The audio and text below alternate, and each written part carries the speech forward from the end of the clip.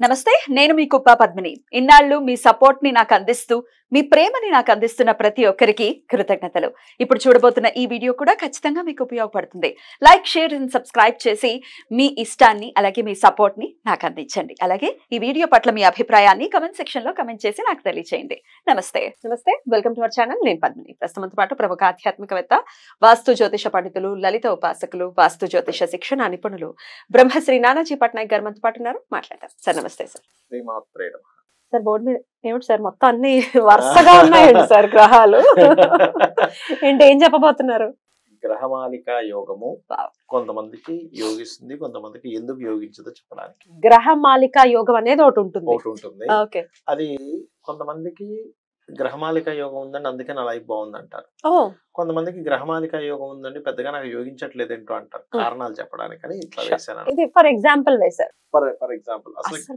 గ్రహమాలిక అంటే ఒక వరుసగా ఇలా ఉండడం అయితే అన్ని 9 ఇలా ఉండవు ఒక 5 6 ఇలా వరుసగా ఉంటుంటాయి 9 గ్రహాలు ఇలా ఉండడం జస్ట్ నార్మల్ గా వేశాను ఇక్కడ ఏంటంటే ఈ యోగం వల్ల ఏమిటంటే శాస్త్రాలు చెప్తున్నటువంటిది అన్ని రకాలుగా అభివృద్ధి ఉంటుంది సింపుల్ గా చెప్పాలంటే సింపుల్ టర్మ్స్ ఆర్డర్ లో ఉన్నాయి కాబట్టి ఉంటుంది అంటారు అయితే ఇక్కడ మనం అర్థం చేసుకోవాల్సింది ఏంటంటే ఇలా గ్రహమాలిక యోగాలు ఉన్నప్పుడు ఓన్ హౌసెస్ లో ఎక్కువ ఉన్నాయి అనుకోండి అంటే ఉదాహరణ ఇక్కడ కుజుడు వేసాను ఇక్కడ గురువు ఇక్కడ శని ఇక్కడ శుక్రుడు ఇలా వేసాను కదా కొంచెం ఓన్ హౌసెస్ లో ఉండే గ్రహమాలిక యోగం అంటే ఇది ఆల్మోస్ట్ ఒక 80% సక్సెస్ ఇచ్చేస్తుంది ఓన్ హౌసెస్ లో ఉంటే వాళ్ళకి కంఫర్టబుల్ గా ఉంటారా ఎక్కువ ఓన్ హౌసెస్ లో ఉంటే ఏం చేస్తుంది అంటే ప్లానెట్ ఎప్పుడు కూడా ఒక 3 భావాలని పాజిటివ్ గా యాక్టివ్ చేస్తుంది ఒక 3 హౌసెస్ ని ఒక ఓన్ హౌస్ లో ఉన్న ప్లానెట్ మిగతా 2 హౌసెస్ ని కూడా పాజిటివ్ గా యాక్టివ్ చేయగలుగుతుంది ప్లానెట్ ఎప్పుడు అదే ప్లానెట్ ఒకవేళ ఓన్ హౌస్ లో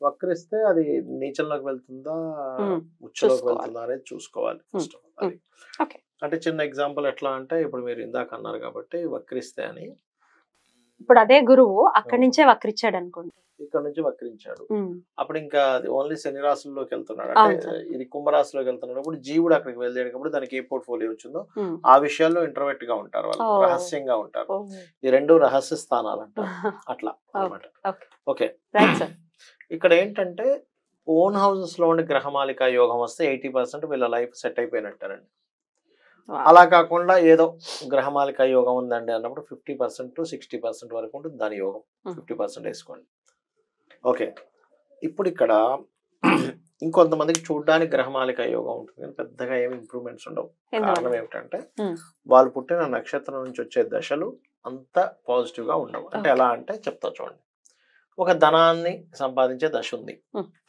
చిన్నప్పుడు అయిపోయింది ఏం లాభం తల్లిదండ్రులకు వర్తిస్తుందా కొంతవరకు ఇస్తుంది కానీ ఈయన పెద్ద అయ్యేసరికి ఏమి ఉండదు అంటే 20 ఏళ్ల లోపలే ధనయోగ దశ అయిపోయింది 20 years లోపల 20 years తర్వాత అసలు పెద్దగా ధనయోగ దశ లేదు అంతంత మాత్రంగా ఉంది చూడ్డానికి గ్రహమాలిక యోగం ఉంది ఏం లాభం ధనయోగ దశ అంటే ఏమిటి ధనాన్ని సంపాదించే దశ అంటే ఆల్మోస్ట్ వీళ్ళకి ఒక 20 years లో స్టార్ట్ అవ్వాలి 20 to 25 మధ్యలో స్టార్ట్ అయ్యి కనీసం ఒక 20 సంవత్సరాలు ఉంటే వాళ్ళు నేను చూసిన ఇప్పటి వరకు కొన్ని 100,000 జాతకాల్లో కొన్ని 1000 జాతకాలు చూసాను ధనయోగ జాతకాలు వాళ్ళు స్పెసిఫిక్ గా వాళ్ళకు ఒక ఏజ్ లో వచ్చినప్పుడు వాళ్ళు టాప్ పొజిషన్ లోకి వెళ్తారు కనీసం 40లో అయినా రావాలి 20లో 25లో రావాలి కనీసం 40s లో అయినా రావాలి ఎందుకంటే కొంత ఓపిక ఉంటుంది ఇప్పుడు ధనయోగ దశ వచ్చినంత మాత్రాన మీకు ఓపిక ఉండాలిగా ఒంట్లో ఓపిక ఉండాలి ఉత్సాహం ఉండాలి చేయాలనేటువంటి అవన్నీ అదేదో వీడియోలో చెప్తాను నాకు ఓపిక ఉత్సాహం అని పెట్టండి నిరంజన్ ఏ 70 ఏళ్ళకి వచ్చింది అనుకుని ఏం లాభం ఓపిక ఉండదు దేని మీద ఇంట్రెస్ట్ ఉండదు ఆశ ఉండదు ఆశ ఓపిక ఇవన్నీ కలవాలిగా కలవు 70-75 ఏళ్ళ వయసులో వచ్చినప్పుడు అన్నిటి మీద వైరాగ్యం వచ్చేస్తుంది శరీరం సహకరించదు అయ్యో అప్పుడు ఏం చేయలేడు మనిషి ఇప్పుడు ధనాధిపతి యోగం ఇప్పుడు శని ధనాధిపతి అయ్యాడు ఆ శని మహర్దశ రావటమే అదేనా సార్ మీరు చెప్పారు ఉదాహరణగా శని మహర్దశ అని కాదు శని పిఏసి అంటారు PAC దీన్ని బట్టి అది ఆ ప్లానెట్ ఎంత బలంగా ఉందంటే ప్లేస్మెంట్ ఆస్పెక్ట్ అండ్ కంజంక్షన్ ఆ ప్లానెట్ ఎక్కడుంది ఏ గ్రహాలతో చూడబడుతుంది ఆస్పెక్ట్ ఏ గ్రహాలతో కలిసి ఉంది దాన్ని బట్టి ఈ శని ఇచ్చే రిజల్ట్ ఉంటుంది ప్లేస్మెంట్, ఆస్పెక్ట్ అండ్ కంజంక్షన్. ఇవి లేకుండా ఒక ప్లానెట్ గుర్తుపెట్టుకోండి ఎప్పుడైనా సరే. జ్యోతిష్ శాస్త్రంలో పెద్ద రహస్యం చెప్పబోతున్నా. ఒక ప్లానెట్ తన ఫలితాలు తను ఎప్పుడు ఇవ్వదు. తను మిగతా గ్రహాలు ఎక్కడెక్కడ ఉన్నాయో దాని క్యాలిక్యులేషన్ మీద దీని బలం నిర్ధారణ అవుతుంది.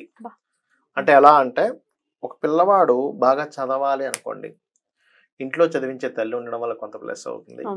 స్కూల్లో అబ్బాయి శ్రద్ధగా వినడం వల్ల కొంత అవుతుంది. వాడికి ఉండే స్నేహితులు వాళ్ళ కొంత ప్లస్ అవుతుంది. అతను స్వయంగా చదువుకోవడం వల్ల కొంత అవుతుంది. అంటే టీచరు, తల్లి, స్నేహితులు 75% ఆక్యుపై చేస్తాడు. అతని యొక్క ఇది ఓన్లీ 25%. అలాగే ప్లానెట్ కూడా ఈక్వల్ టు తనున్న ప్లేస్, ఆస్పెక్ట్ అండ్ కంజంక్షన్. అంటే దానికి ముందు వెనక ఏ ప్లానెట్స్ ఉన్నాయి, తను ఏ ప్లానెట్ అని చూస్తుంది, ఈ ప్లానెట్ ని ఏ గ్రహం ప్రభావితం చేస్తుంది, అది నెగిటివ్ గా చేస్తుందా పాజిటివ్ గా చేస్తుందా ప్రభావితం అనే దాని మీద ఉంటుంది. ఒక గ్రహం ఎప్పుడు తన సింగిల్ గా ఏ ఫలితం ఇవ్వదు, మిగతా గ్రహాల సంబంధం ఉండి తీరుతుంది. ఇప్పుడు మీరు అక్కడి నుంచి ఇక్కడికి రావాలన్నా, ఇప్పుడు ఇంటి నుంచి షూటింగ్ వచ్చారు, ఏదో మీ అందరూ మీరు రాలేరు. మీ కార్ బాగోపోతే మధ్యలో ఆగిపోయింది, లేట్ 1 hour లేట్, దాన్ని కుస్తీ బట్టి ఇది అవ్వదురా బాబు అని చెప్పి పక్కన పట్టేసి ఏ క్యాబ్ ఎక్కి వస్తారు. పొద్దున వాటర్ రాలేదు, ఇక్కడికి వచ్చి కరెక్ట్ టైం షూట్ చేద్దాం అనుకుంటే కెమెరామెన్ రాలేదు.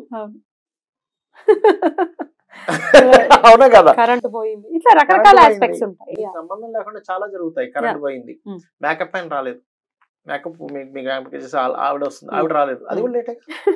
మీ అంతా మీరు మేకప్ చేసుకుంటారు చాలా సార్లు, మీ అంతా మీరు చెప్తున్నా.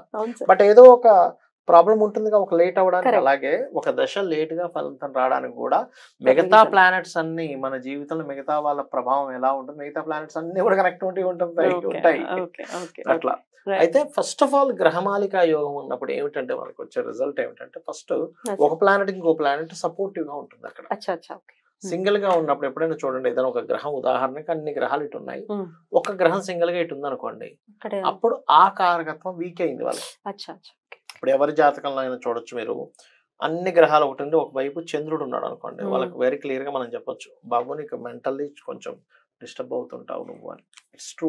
మీరు అడగొచ్చు, అవునండి కరెక్టే అంటాడు. అన్ని ప్లానెట్ బుధుడు ఉన్నాడు అనుకోండి, మీకు ఒక్కొక్కసారి ఎక్కడైనా ఏదైనా మాట్లాడాలంటే కొంచెం బెరుకుంటుంది, కొంచెం ఏదంటే డెసిషన్స్ తీసుకునేటప్పుడు ఆలోచించాలంటే కొంచెం డిస్టర్బ్ అవుతుంటారని చెప్పొచ్చు. లేదా విద్యా విషయంలో ఇబ్బంది అవుతుందని చెప్పొచ్చు. లేకపోతే బిజినెస్ లోకి ఎంటర్ అయిపోయిన తర్వాత సింగిల్ అయిపోయారనే ఫీలింగ్ వచ్చిందని చెప్పొచ్చు. శని ఉన్నాడు అనుకోండి, అన్ని గ్రహాలు ఒకవైపు ఉండి సింగిల్ గా శని ఉన్నాడు అనుకోండి, మీకు ఉద్యోగం విషయంలో కొంచెం అంటే అంత బలంగా లేదు మీకు అని చెప్పొచ్చు. అలా ఒక్కొక్క గ్రహానికి ఒక్క గ్రహం ఉన్నాయంటే, ఒక్క గ్రహం సింగిల్ గా ఉంటే అది సపోర్ట్ లేని ప్లానెట్ అయిపోయింది. ఇలా ఉన్నప్పుడు ఏంటంటే ప్లానెట్ టు ప్లానెట్ సపోర్టింగ్ దొరికింది. అందుకే దీన్ని గ్రహమాలికా యోగం. అంటే వీళ్ళు ఏ పని చేస్తున్నా ఫస్ట్ కలిగే ఫలితం ఏమిటంటే, ఈ యోగంలో సపోర్ట్ అనేది ఎప్పుడు ఒక దగ్గర ఉంటుంది. అంటే ఒక పెళ్లి చేసుకుంటున్నాం, నలుగురు సపోర్ట్, లేదా ఒక జీవుడు సింగిల్ గా ఉన్న ఫీలింగ్ రాదు.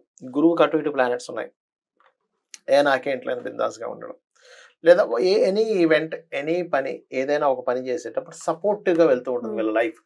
అది మెయిన్ గ్రహమాలికా యోగంకి ఉన్నటువంటి ఫలితం.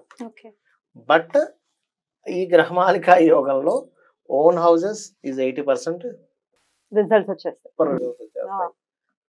మిత్రక్షేత్రాలు కొంతవరకు మంచి రిజల్ట్స్ వస్తాయి.